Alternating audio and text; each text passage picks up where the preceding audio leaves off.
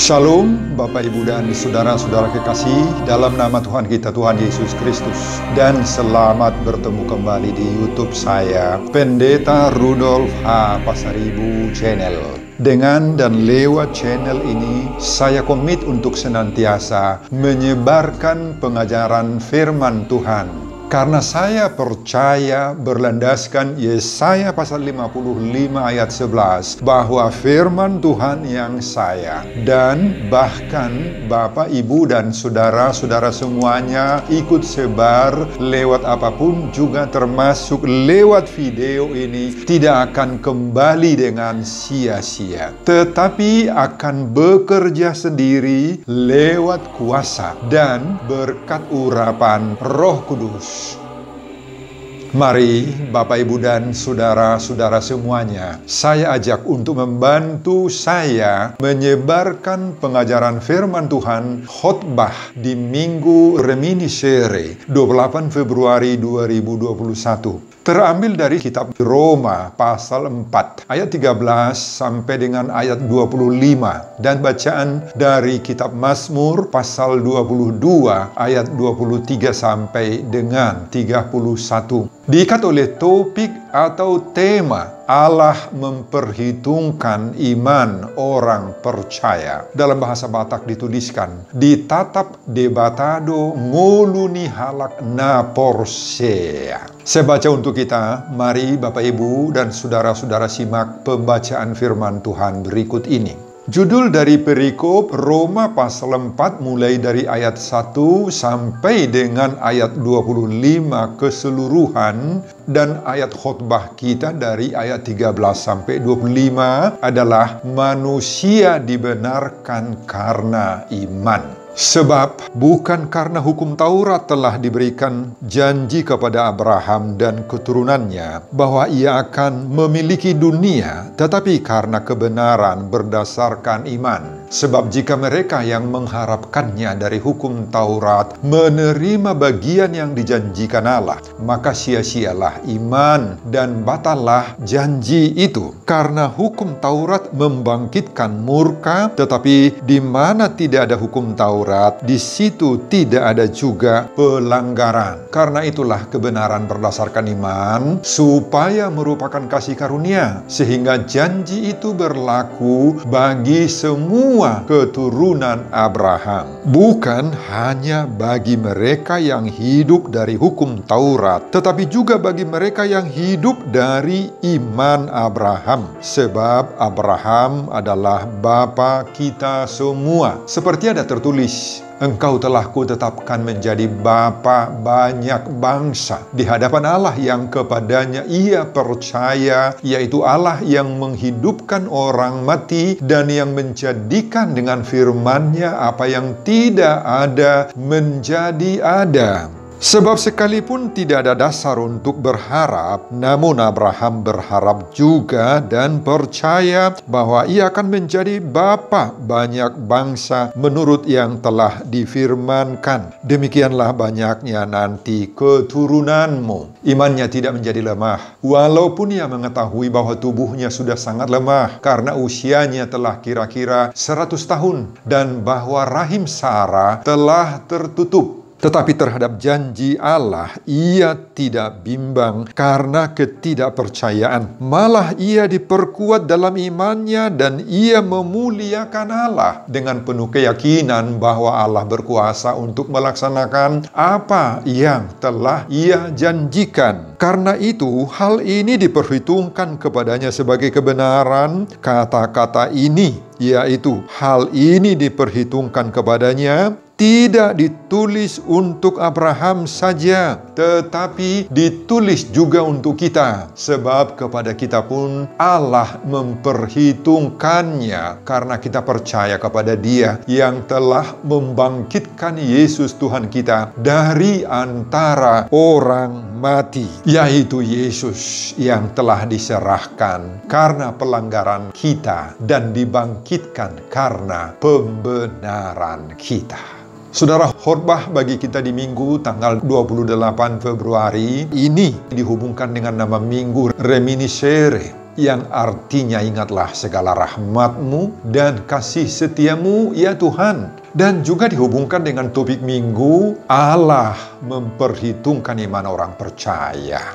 Saudara, kota Roma adalah sebuah kota besar dan terkenal sejak zaman dahulu kala sebelum kelahiran Kristus. Sebagai suatu kota besar yang menjadi ibu kota dunia saat itu, di kota Roma ini terdapat pusat kebudayaan, pusat peradaban, dan pusat kemajuan berbagai-bagai jenis pengetahuan filsafat dunia. Di kota Roma ini sudah banyak orang-orang yang tadinya berlatar belakang agama Yahudi dan kemudian menerima Yesus Kristus sebagai juru selamatnya. Mereka masuk menjadi Kristen. Demikian juga banyak penduduk Roma yang tadinya beragama lain. Sekarang pada zaman Apostel Paulus menulis suratnya ini juga sudah mau masuk Kristen, menerima Yesus Kristus sebagai juru selamatnya. Jadi jemaat Kristen yang ada di kota Roma ini Bapak Ibu berasal dari berbagai-bagai campuran masyarakat yang datang tadinya dari berbagai-bagai agama-agama yang berbeda. Itu sebabnya jemaat Kristen di kota Roma ini rentan sekali dengan saling menyalahkan, saling membenarkan diri dan menyalahkan orang lain. Jika kita perhatikan surat kiriman Paulus kepada jemaat di Roma ini secara keseluruhan, maka di dalam surat ini kita banyak temukan perselisihan-perselisihan yang disebabkan oleh perbedaan-perbedaan tradisi, latar belakang, dan lain-lain. Misalnya saja pada pasal 2 dan pasal 3. Jemaat Kristen yang berasal dari Yahudi sangat-sangat menyombongkan tradisi sunat yang dibawanya sebelum masuk Kristen. Mereka terus mempertahankan, bahkan meskipun sudah menjadi Kristen, sunat itu tetap mereka anggap menjadi simbol daripada keselamatan, dan yang tidak bersunat dianggap belum selamat. Dan pada pasal 14 terjadi saling menyalahkan soal makanan yang dapat dimakan atau yang dapat diminum. Kristen yang berasal dari agama Yahudi sebelumnya menganggap bahwa tidak semua makanan itu halal bisa dimakan. Banyak yang harus dipantangkan. Sedangkan bagi mereka yang berasal dari non-Yahudi sebelumnya, mereka memakan semua jenis makanan, daging apapun itu tidak ada pilih bulu, semua makan. Oleh karena inilah jemaat Kristen di kota Roma itu sering timbul perpecahan, termasuk dalam pasal perikop khotbah kita di saat ini. Mulai dari ayat 1, konteksnya adalah perselisihan yang diakibatkan oleh perbedaan pemahaman tentang hukum Taurat dan peranan Bapak Abraham, hubungannya dengan soal keselamatan. Saudara, keadaan dan kabar tentang jemaat yang seperti ini di kota Rom sampai ke telinga Paulus. Dan inilah yang mendorong Paulus harus segera mengirimkan surat Roma ini untuk mencoba memberi pemahaman yang teologis, dogmatis, agar semua perselisihan-perselisihan tadi itu dapat diselesaikan dengan damai sejahtera. Bisa menjembatani perbedaan-perbedaan pemahaman selama ini, segala bentuk jurang pemisah, pemicu perselisihan itu dapat segera diatasi. Semua orang bisa bersatu, bisa mengikuti alur berpikir teologis yang bersifat real Kristiani, Kristen yang tulen, Kristiani sungguhan. Jangan lagi ada jemaat Kristen yang di kota Roma itu yang mencampur adukan kebenaran Allah itu dengan kepercayaan-kepercayaan lain. Jangan ada lagi yang masih ngotot untuk mengikuti Judaisme lama yang mencampur adukan dengan kekristenan. Jadi Paulus mengharapkan supaya orang Kristen di kota Rom itu betul-betul sungguhan Kristen tulen, Kristen sejati, betul-betul memahami dan mengimani Yesus Kristus yang benar. Kemudian hal lain yang perlu diketahui tentang surat Roma ini. Sebuah buku tafsiran Rom yang ditulis oleh Dr. S. van der Linde diterbitkan oleh Badan Penerbit Kristen Jakarta cetakan kedua tahun 1966 halaman 8 mengatakan bahwa Di dalam gereja barat justru surat kiriman inilah yang mempunyai pengaruh dan berkat besar. Semua pergerakan besar dalam gereja berpangkal pada penemuan baru tentang surat kiriman kepada orang Rom ini. Ingat saja misalnya Agustinus, Martin Luther, Calvin, Karl Barth. Mereka mendasarkan ajarannya kepada surat Rom ini. Saudara, dengan demikian surat kiriman kepada jemaat di Roma ini begitu penting bagi kita di saat ini, Bapak Ibu. Kenapa begitu penting? Di dalam surat yang bersifat pribadi inilah Paulus mengutarakan apa isi hatinya dan kerinduannya agar jemaat di Roma bisa rujuk, bisa hidup dalam damai sejahtera. Dengan demikian surat Roma ini bisa menjadi penyejuk bagi jemaat-jemaat kita yang di sana terjadi ada perselisihan yang disebabkan oleh perbedaan pemahaman yang berbeda, oleh berbagai-bagai hal. Surat ini bisa mempertemukan mereka kembali, bisa merujuk kembali mereka. Alasan yang kedua, karena surat Roma ini bisa menjadi kunci utama untuk memahami dogma Kristen, terutama tentang pembenaran Allah. Itu sebabnya disampaikan di awal semua surat-surat kiriman yang lain. Saudara, mari kita masuki khotbah kita di Roma pasal 4, mulai dari ayat 13 sampai 25. Keseluruhan pasal 4 ini merupakan suatu kesatuan yang berbicara tentang pembenaran. Dalam pasal 4 ini, Paulus mengulas tentang pembenaran lewat fakta-fakta yang sudah dikenal, sudah dipercayai oleh orang Yahudi. Pada ayat 1 sampai dengan ayat 8, Paulus menyinggung tentang Abraham dibenarkan karena iman. Tentang pembenaran Abraham sangat urgen sekali dijelaskan oleh Paulus kepada orang Kristen Roma. Karena apa? Karena mayoritas orang Yahudi yang ada di jemaat Roma ini beranggapan bahwa Abraham itu dibenarkan Allah karena kesempurnaan hidupnya dalam melaksanakan hukum Taurat Allah. Dan pemahaman seperti ini, Bapak Ibu, membuat orang Kristen yang berasal dari Yahudi di kota Roma menganggap bahwa manusia harus berjuang untuk memperoleh kasih Tuhan dengan melakukan hukum Taurat itu secara cermat. Saudara, pengertian seperti inilah yang diluruskan oleh Paulus kepada jemaat di Roma bahwa Abraham itu dibenarkan bukan karena melaksanakan hukum Taurat Allah, bukan, tetapi karena iman Abraham itu kepada Tuhan. Itu, saudara, inti dari penjelasan Paulus itu adalah bahwa ketika Allah mendatangi Abraham dan menyuruh dia meninggalkan rumahnya dan tanah leluhurnya untuk pergi ke negeri yang ditunjukkan oleh Allah kepadanya, maka di sana Tuhan berjanji akan menjadikan Abraham itu bapa dari suatu bangsa yang besar. Saudara, Abraham percaya kepada Allah. Itu modal daripada Abraham. Abraham percaya kepada Allah. Ia tidak mau membantah.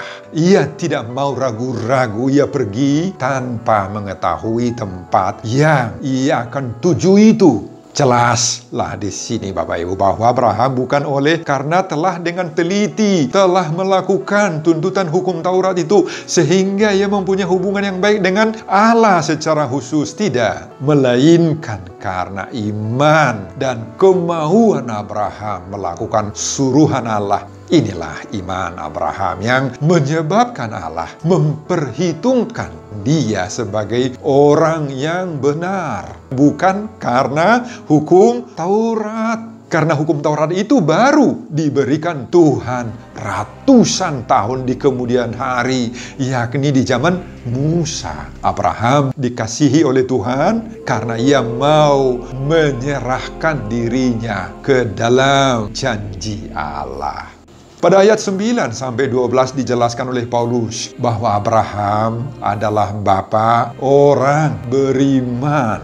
Saudara, sebagian besar orang Yahudi berpikir bahwa mereka mewarisi berkat Abraham karena mereka itu disunat seperti Abraham. Bagi Yahudi, sunat itu sangat penting dan sangat menentukan keselamatan. Orang yang belum disunat tidak akan mendapat keselamatan. Nah, Paulus memiliki suatu argumen yang sangat kuat ketika dia mengingat bahwa cerita pemanggilan Abraham di mana Allah memberkati dia terdapat dalam Kejadian pasal 15 ayat 6. Padahal cerita tentang penyunatan Abraham baru ada di Kejadian pasal sesudahnya, yaitu pasal 17 ayat 10. Hal ini dikatakan oleh William Berkeley dalam bukunya Pemahaman Alkitab Setiap Hari, Roma, terbitan BPK Gunung Mulia, Jakarta, 1986, halaman 103. Jadi Bapak Ibu, Abraham sudah dipanggil dan diberkati oleh Tuhan sekitar 14 tahun sebelum dia disunat. Jadi bagi Paulus, penyunatan itu bukanlah pintu gerbang untuk memasuki hubungan yang baik dengan Allah, melainkan penyunatan itu hanyalah tanda atau meterai bahwa ia sudah memasuki hubungan yang baik dengan Allah. Itu sebabnya Paulus dengan tegas menyadarkan orang Kristen di kota Rom itu bahwa Abraham bukanlah bapa orang yang bersunat, tetapi bapa orang-orang yang percaya dan bertindak berdasarkan iman. Pada ayat 13 sampai 17, khotbah kita saat ini, Paulus menjelaskan bahwa Abraham diberkati Tuhan karena imannya. Saudara, Abraham diberkati Tuhan karena imannya. Jelaslah bahwa Abraham dan keturunannya menerima janji berkat Tuhan itu bukan karena melakukan hukum Taurat, tetapi karena imannya akan atau terhadap janji daripada Tuhan. Saudara, di sini Paulus menilai bahwa jika kita mengatakan Abraham itu diselamatkan oleh ketaatannya kepada hukum Taurat Tuhan, maka sikap Yahudi seperti ini telah merusak janji Tuhan. Karena Paulus menyadari bahwa tidak mungkin ada orang yang dapat sepenuhnya melakukan menaati hukum Taurat itu. Sehingga apabila janji itu tergantung kepada pelaksanaan hukum Taurat, maka janji itu tidak akan pernah bisa dapat dipenuhi. Berkeley menjelaskan kata janji yang dipakai oleh Paulus di sini adalah kata epaglelia, yang artinya suatu janji yang diberikan berdasarkan kebaikan hati si pemberi tanpa syarat. Saudara, kata epaglelia inilah yang disebut karunia dalam bahasa kita. Meskipun Abraham tidak layak dan tidak sanggup sebenarnya memenuhi standar daripada Tuhan, tetapi ia telah menerima janji Tuhan yang luar biasa. Itulah epaglelia, karunia. Gambarannya seperti seorang ayah yang berjanji untuk mengasihi anak-anaknya apapun yang anak-anak itu perbuat. Ini gambaran yang diberikan oleh Berkeley menerangkan janji ini pada halaman 106. Pemberian yang berdasarkan kasih karunia ini adalah sesuatu yang tidak tergantung kepada perbuatan baik, jasa, apalagi bukan karena usaha seseorang itu sendiri. Oh tidak, itu yang diterangkan oleh Paulus. Kemudian pada bagian terakhir ayat 18-25 dijelaskan oleh Paulus bahwa Abraham percaya kepada Allah yang menjadikan ketidakmungkinan menjadi mungkin. Saudara, kalau pada bagian yang lalu diakhiri dengan mengatakan bahwa Abraham percaya kepada Allah yang dapat menghidupkan orang mati dan yang menjadikan yang tidak ada menjadi ada, sebagaimana ayat 17, maka sekarang di bagian terakhir ini, Paulus mengemukakan contoh lain lagi dari ketaatan Abraham kepada firman Allah, yakni meskipun tidak ada dasar lagi untuk berharap, tapi Abraham tetap menaruh harap, beriman kepada janji Tuhan. Ia sudah berumur 100 tahun dan istrinya sudah mati haid. Sudah suatu keadaan yang mustahil sebenarnya untuk bisa punya keturunan, punya anak. Menurut pikiran logis manusiawi, maka janji Tuhan itu sudah tidak mungkin lagi sebenarnya terjadi, terrealisir. Tetapi Abraham tidak pakai logikaan untuk memahami kehendak Allah. Abraham mengandalkan imannya, bukan mengandalkan tubuhnya, kemampuannya, reproduksinya. Maka Abraham dan Sarah akhirnya mendapatkan mujizat. Sarah diizinkan oleh Tuhan mengandung dan melahirkan Ishak. Meskipun segala sesuatu dalam hidupnya tidak lagi mendukung sama sekali, ia memiliki keturunan sebagaimana yang dijanjikan oleh Tuhan itu. Saudara, ada banyak pelajaran rohani yang dapat kita timba dari khotbah Minggu Reminiscere, yang artinya ingatlah segala rahmat-Mu dan kasih setia-Mu ya Tuhan. Dan juga dihubungkan dengan topik minggu, Allah memperhitungkan iman orang percaya ini, Bapak Ibu. Pertama, hindarkan segala bentuk perselisihan yang diakibatkan oleh perbedaan. Saudara, surat Paulus kepada jemaat Roma ini menyadarkan kita bahwa sering sekali akibat perbedaan-perbedaan latar belakang yang kita miliki timbul perselisihan, saling menghakimi, kita saling membenarkan diri sendiri dan menyalahkan orang lain. Ini yang terjadi di jemaat Roma. Saudara, inilah yang sering membuat di banyak gereja-gereja kita timbul perselisihan pro kontra. Penyebab masalah itu tidak selalu hal-hal yang besar, yang rumit, tetapi mungkin karena perbedaan pikiran pada saat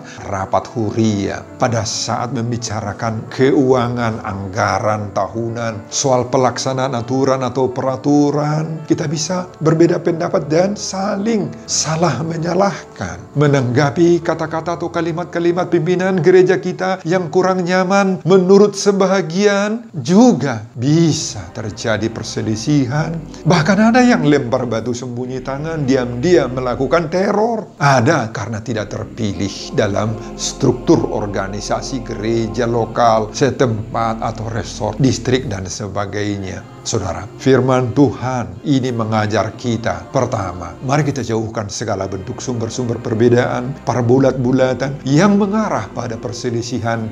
Kedua, mari kita hidupkan rasa toleransi terhadap orang lain yang berbeda dengan pikiran kita, pendapat kita. Dan ketiga, jangan memaksakan kehendak kita, keinginan kita, tradisi kita dalam baik itu perkumpulan masyarakat, perkumpulan gereja, dalam keluarga di mana kita berada. Kita harus mau mengalah untuk damai. Amin, Bapak Ibu, mau?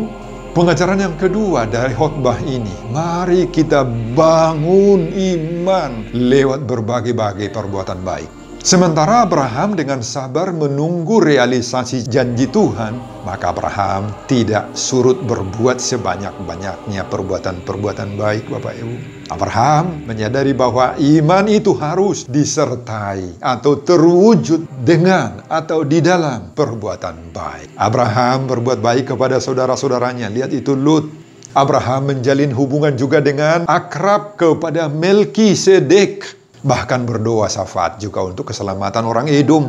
Saudara, ini mengajar kita bahwa iman itu tidak boleh statis, Bapak Ibu, tetapi mendorong kita lebih bersungguh-sungguh berbuat baik, menjalin perhubungan persaudaraan, silaturahmi, toleransi dengan siapa saja, semua pihak yang dekat atau yang jauh dengan kita. Saudara, sekalipun seseorang diselamatkan hanya oleh iman, kita katakan, tetapi iman tidak berdiri sendiri. Dia ditopang oleh perbuatan-perbuatan baik yang muncul dari dalam diri kita sebagai buah daripada iman. Itu sebabnya Yakobus mengatakan iman tanpa perbuatan adalah mati. Paulus juga mengatakan bahwa iman bekerja oleh kasih. Saudara, iman tidak hanya mempercaya Allah, tetapi iman itu mendorong kita melahirkan bentuk-bentuk kasih yang nyata dalam perbuatan sehari-hari kita, Bapak Ibu. Perbuatan baik kita dapat dinikmati, dirasakan oleh orang lain.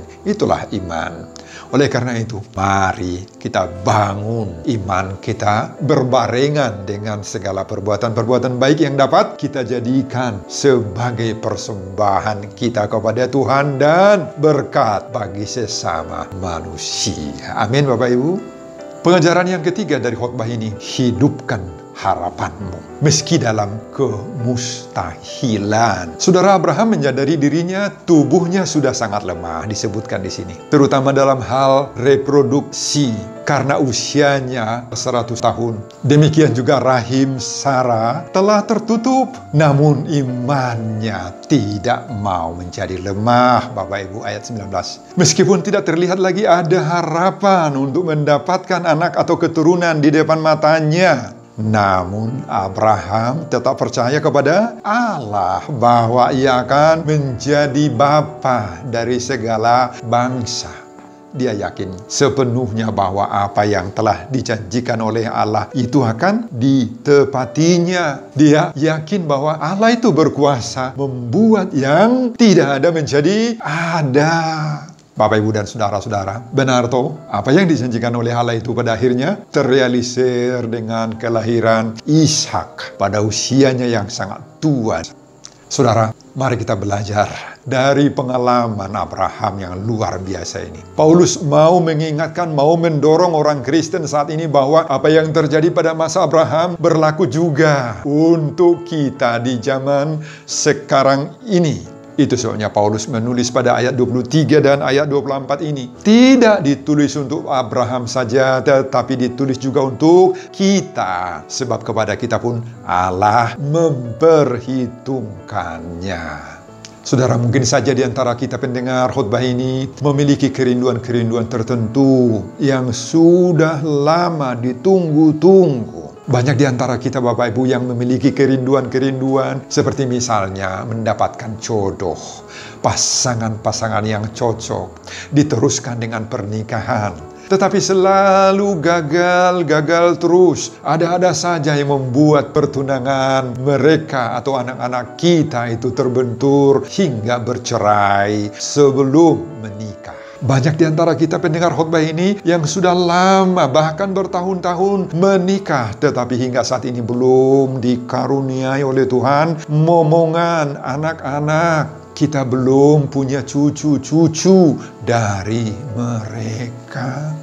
Atau pengharapan-pengharapan lainnya seperti mendapat pekerjaan yang pas, memiliki kendaraan, memiliki perumahan yang layak, yang cocok, yang sesuai dengan kemampuan keuangan kita, dan lain-lain.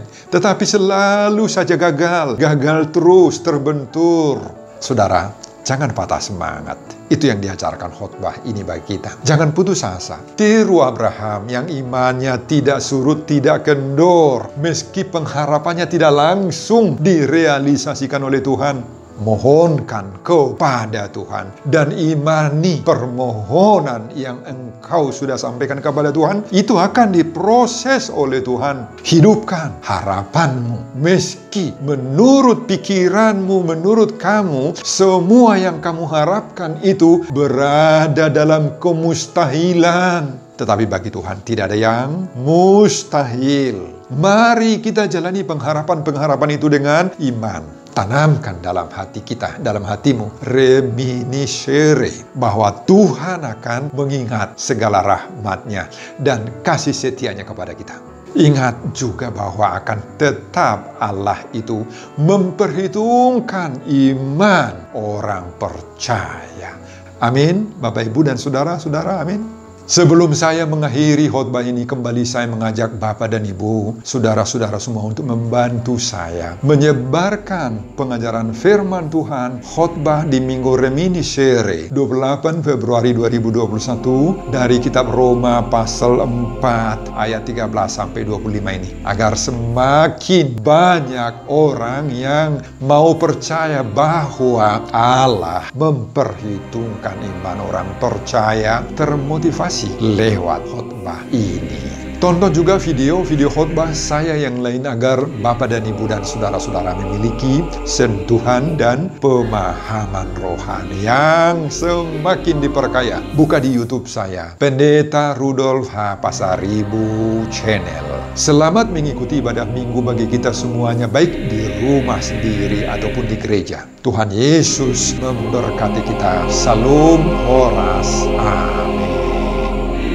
Terima kasih untuk firman yang sudah saya rekam. Biarlah khotbah di dalam rekaman video ini didengar oleh banyak orang dan menjadi berkat buat pendengarnya. Berkati hambamu dalam persiapan khotbah berikutnya. Semuanya saya peruntukkan untuk kemuliaan kebesaran nama Tuhan. Terpujilah namamu Bapa, hari ini dan untuk selama-lamanya. Di dalam nama Yesus saya berdoa. Amin.